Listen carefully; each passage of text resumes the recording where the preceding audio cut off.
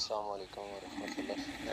मर्ज़ है ना गल घोटू हैमोरेज एक सेप्टिक सिम है बड़ी खतरनाक मर्ज़ होंदी। बेसिकली ये टाइम नहीं देंदी, खास तौर ते जदों इहदी अलामात शो हो जान उस तो बाद कोई टाइम नहीं देंदी इलाज दा ना। जिस तरह तुहाडी पहली ड्यूटी नाल होया ते हुण तुसीं बिल्कुल कॉन्शियस हो जाओ। ਜਿਉਂ ਹੀ ਕਿਸੇ ਜਾਨਵਰ ਨੂੰ ਥੋੜ੍ਹਾ ਜਿਹਾ ਅਲਾਮਾਤ ਸ਼ੋ ਹੋਣ ਕਿ ਮੂੰਹ ਦੇ ਵਿੱਚ ਪਾਣੀ ਆਉਣ ਲੱਗ ਪਵੇ ਤੇ ਟੈਂਪਰੇਚਰ ਹੋ ਜਾਏ ਤੇ ਸਮਝੋ ਉਸ ਨੂੰ ਗਲਘੋਟੂ ਹੋ ਗਿਆ। ਉਹੀ ਟਾਈਮ ਹੁੰਦਾ ਉਸ ਇਲਾਜ ਦਾ।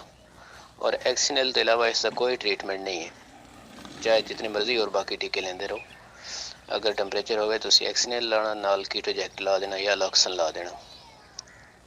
लॉक्सन वड्डे जानवर 20 cc ते एक्सिनल 10 cc और फिर उसनों पहली दफ़ा 12 घंटे बाद रिपीट करना तो फिर 24 घंटे बाद ये तीन तो 5 डोज़ां उसनूं लाणियां।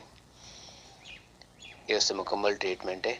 ਜਿਹੜੀ ਹੁਣ ਤੁਹਾਡੀ ਦੂਸਰੀ ਝੋਟੀ ਇਨਫੈਕਟਡ ਹੋਈ ਕਰੋ ਤੇ ਉਹਨੂੰ ਫੌਰੀ ਤੌਰ 'ਤੇ ਇਹ ਟ੍ਰੀਟਮੈਂਟ ਸ਼ੁਰੂ ਕਰਨੀ।